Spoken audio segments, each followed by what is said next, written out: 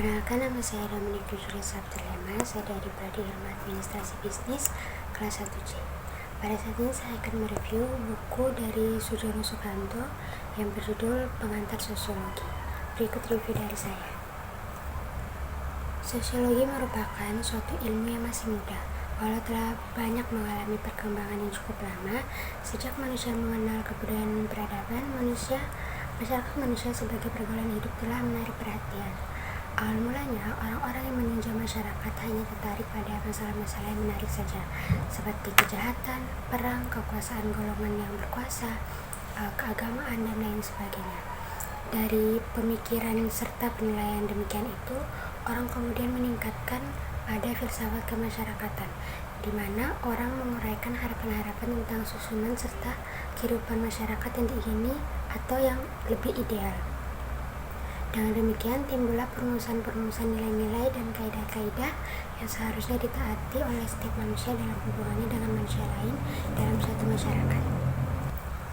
Perkembangan sosiologi di Indonesia sendiri ditandai dengan ciri-ciri bahwa pada mulanya sosiologi hanya dianggap sebagai ilmu pembantu belaka bagi ilmu-ilmu yang lainnya. Dengan kata lain, sosiologi pada waktu itu belum dianggap cukup penting dan cukup dewasa untuk dipelajari dan dipergunakan sebagai ilmu pengetahuan, terlepas dari ilmu pengetahuan yang lainnya. Dengan timbulnya perguruan-perguruan tinggi dan kesadaran-kesadaran bahwa sosiologi sangat penting dalam menelaah masyarakat Indonesia yang sedang berkembang ini, maka sosiologi menempati tempat yang penting dalam daftar kuliah beberapa perguruan tinggi. Interaksi sosial merupakan hubungan sosial yang dinamis, menyangkut hubungan antara individu, antara kelompok maupun antara individu dan kelompok.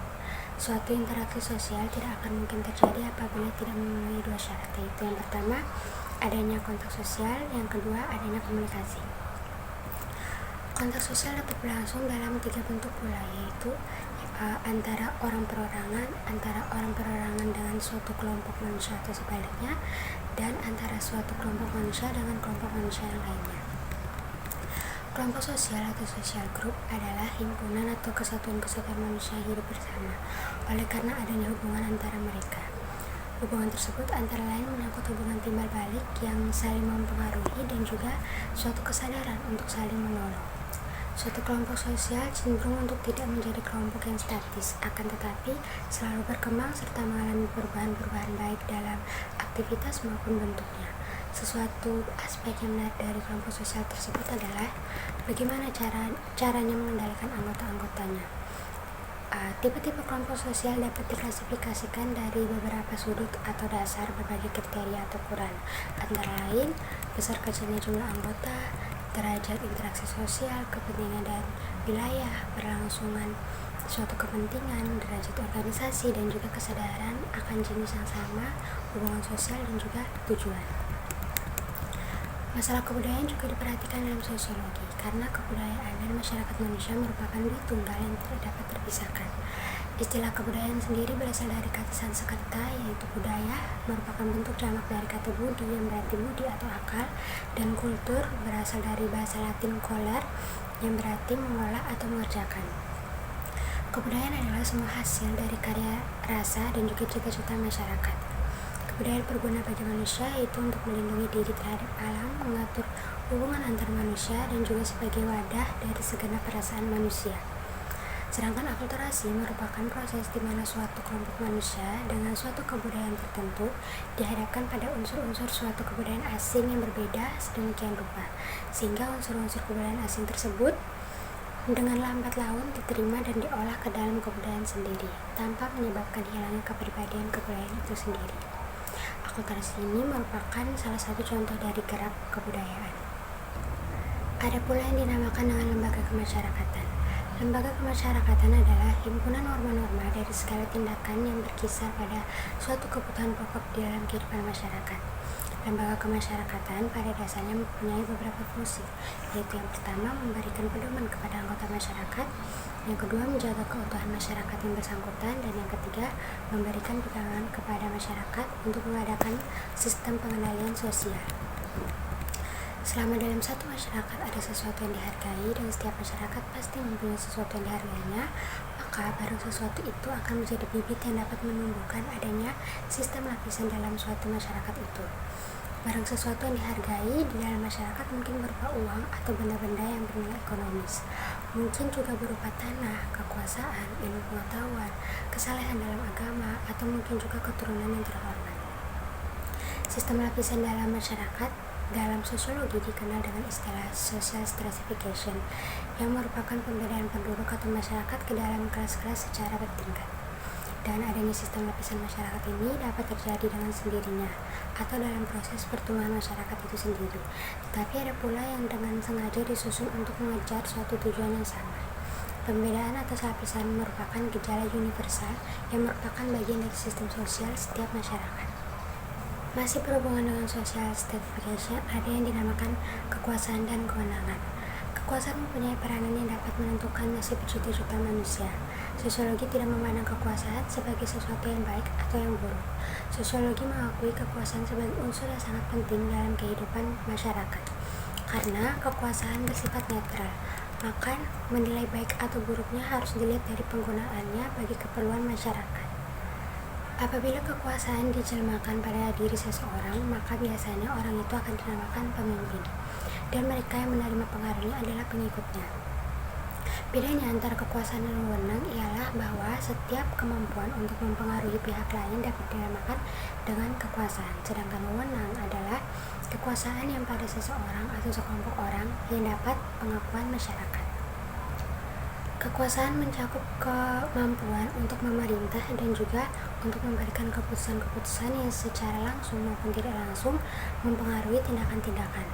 Max Weber mengatakan, kekuasaan adalah kesempatan seseorang atau sekelompok orang untuk menyadarkan manusia dan kemauan-kemauannya sendiri, dengan sekaligus menerapkannya terhadap tindakan-tindakan perlawanan dari orang-orang atau golongan tertentu. Kekuasaan tertinggi dalam masyarakat dinamakan pula kedaulatan, yang biasanya dijalankan oleh segolongan kecil masyarakat. Golongan yang berkuasa tidak mungkin bertahan terus tanpa didukung oleh masyarakat. Oleh sebab itu, golongan yang berkuasa harus berusaha untuk menanamkan kekuasaannya dengan jalan menumbuhkannya kepercayaan dan juga perasaan yang kuat di dalam masyarakat. Setiap masyarakat selama hidupnya pasti pernah mengalami perubahan. Perubahan bagi masyarakat yang bersangkutan maupun bagi orang luar yang menelaahnya dapat berupa perubahan-perubahan yang tidak menarik dalam arti kurang mencolok.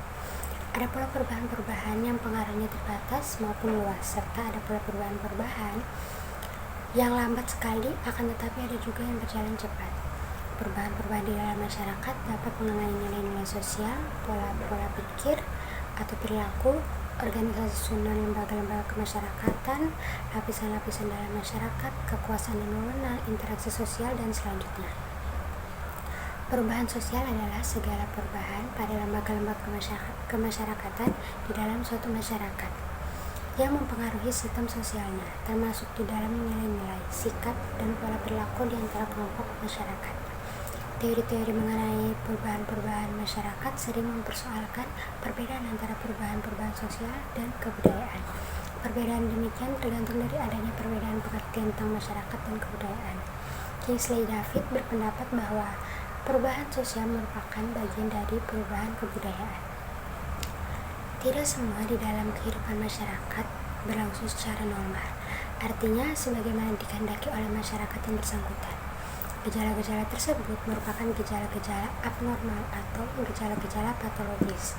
Hal itu disebabkan karena unsur-unsur masyarakat tertentu tidak dapat berfungsi sebagaimana mestinya, sehingga menyebabkan kekecewaan yang juga bahkan penderitaan bagi para warga masyarakat sendiri. Gejala-gejala abnormal itu dinamakan dengan masalah-masalah sosial. Masalah sosial berbeda dengan problem yang ada di masyarakat, karena masalah sosial tersebut berhubungan erat dengan nilai-nilai sosial dan juga lembaga kemasyarakatan. Masalah tersebut bersifat sosial karena bersangkut paut dengan hubungan antar manusia dan di dalam kerangka bagian-bagian budaya yang normatif. Menurut sosiologi, pemecah atas masalah sosial ini dapat dilakukan dengan menggunakan metode-metode preventif dan juga represif. Metode yang preventif lebih jelas jelas lebih sulit dilaksanakan karena harus didasarkan pada penelitian mendalam terhadap sebab-sebab terjadinya masalah sosial. Metode preventif lebih banyak digunakan. Artinya, setelah suatu gejala dapat dipastikan sebagai masalah sosial, baru diambil tindakan-tindakan untuk mengatasinya. Di dalam mengatasi masalah sosial, tidaklah perlu semata-mata melihat aspek sosiologis, tetapi juga aspek-aspek lainnya, sehingga diperlukan kerjasama antara ilmu pengetahuan kemasyarakatan pada khususnya untuk memecahkan masalah sosial yang dihadapi tadi. Beberapa sosiologi tertentu lebih banyak menaruh perhatian pada sumber-sumber dasar keutuhan masyarakat.